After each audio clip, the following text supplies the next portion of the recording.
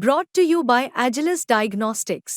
Health test की बात आती है तो मैं भरोसा करता हूँ India largest diagnostics company Agilus Diagnostics. खुद को टेस्ट करते रहो। राहुल गांधी ने एक लेख लिखा है जिसमें उन्होंने मूल रूप से ईस्ट इंडिया कंपनी को 150 साल पहले खत्म हो चुकी ईस्ट इंडिया कंपनी का जिक्र किया और उनके जगह नई नस्ल की एकाधिकारवादी का जिक्र किया है। लोकसभा के नेता हैं राहुल गांधी और उन्होंने ईस्ट इंडिया कंपनी ने अपनी व्यापारिक ताकत के दम पर नहीं बल्कि भारत पर नियंत्रण कर देश को गुलाम बनाया था।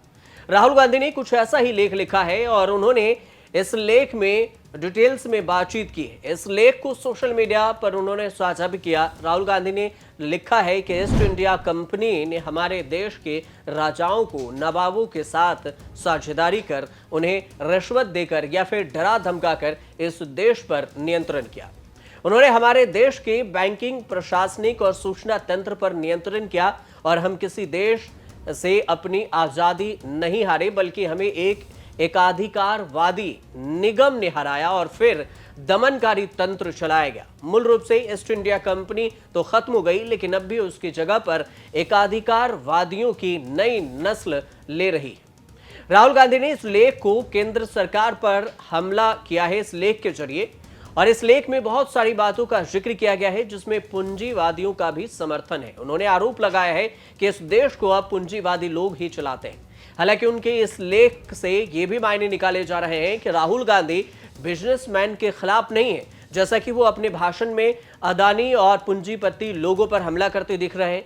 लेकिन इस लेख के जरिए वो एक नई स्ट्रीमलाइन सेट करने की कोशिश किए हैं। जिस तरह से उनके भाई वरुण गांधी भी लेख लिखा करते थे, आर्टिकल्स छापा करते थे, वैसे ही राहुल गांधी ने अब एक नई ट्रेंड शुरू की है। इस लेख से पहले राहुल गांधी की कोई भी लेख अभी तक नहीं छापी गई थी और वो अक्सर मीडिया पर भी आरोप लगाते रहे हैं कि मीडिया उनके खबरों को नहीं दिखाती है क्योंकि डराने धमकाने का माहौल क्रिएट किया जा रहा है। लेकिन राहुल गांधी ने इस पोस्ट के जरिए यह बात सामने रखी है कि ईस्ट इंडिया कंपनी ने हमारे देश के राजाओं और नवाबों के साथ साझेदारी की, उन्हें रिश्वत देकर या फिर डरा धमकाकर इस देश पर नियंत्रण किया। राहुल गांधी का यह कहना है कि मूल ईस्ट इंडिया कंपनी देश के 150 साल पहले खत्म हो चुकी थी लेकिन अब उनकी जगह पर एक नई नस्ल के एकाधिकारवादी जो है सिंडिकेट ने जगह ले ली है। यह बात राहुल गांधी ने अपने लेख में विस्तार से बताया है।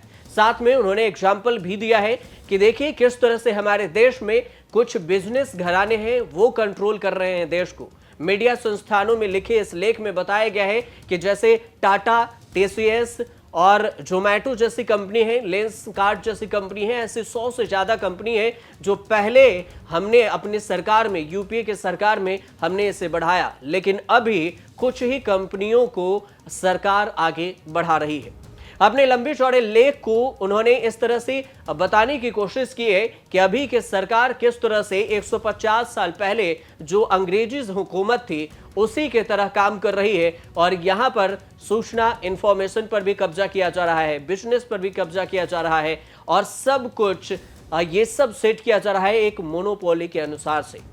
राहुल गांधी के इस लेख को जब बारीकी से देखेंगे तो इसमें केंद्र सरकार पर जमकर हमला बोला गया है लेकिन इसी लेख को राजनीतिक जानकार ये बताते हैं कि राहुल गांधी का ये लेख कई मायने और कई अर्थ निकालकर सामने रखते हैं। सबसे पहला अर्थ तो ये कि क्या राहुल गांधी एक नई इमेज बनाने के ट्रेंड की शुरुआत कर रहे हैं, क्योंकि अक्सर वो लेख में इंटरेस्टेड नहीं हुआ करते थे, उनकी लेख अब तक नहीं छपी लेकिन अब वो एक नई लेख छापकर नई जो मीडिया में ट्रेंड लाकर ये दिखाना चाहते हैं कि राहुल गांधी अब ज्यादा एक्टिव हैं और अपनी इमेज को सुधार रहे हैं। इस लेख में यह भी दिखाया गया है कि लाखों व्यवसाय नष्ट हो गए हैं, ऐसे व्यापार हैं जो बंद हो गए हैं, युवा बेरोजगार हो गए हैं, सरकार उन्हें रोजगार पैदा करके नहीं दे रही है और युवाओं को रौंदा जा रहा है।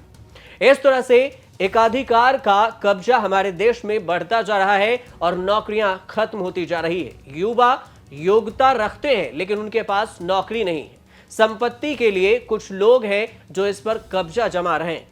इस तरह के लेख राहुल गांधी की उस ओर इशारा कर रहे हैं कि राहुल गांधी ने किस तरह अदानी और अंबानी को आड़े हाथ लेकर बिजनेसमैन पर हमला किया लेकिन ऐसा भी नहीं है कि राहुल गांधी सारे बिजनेसमैन के खिलाफ हैं। अब देखना दिलचस्प ये भी होगा कि उनके इस लेख से, राहुल गांधी ने जो लेख लिखा है उससे क्या कुछ नया ट्रेंड सेट होता है, क्योंकि आपको ये भी बता दें कि 10 से ज्यादा अखबारों में एक साथ राहुल गांधी के जो लेख हैं, आर्टिकल्स हैं, उसे छापा गया है। अब एक तो महाराष्ट्र में विधानसभा के चुनाव हैं और झारखंड में भी विधानसभा के चुनाव हैं। हाल ही के दिनों में 2025 में बिहार और दिल्ली में भी विधानसभा के चुनाव हैं।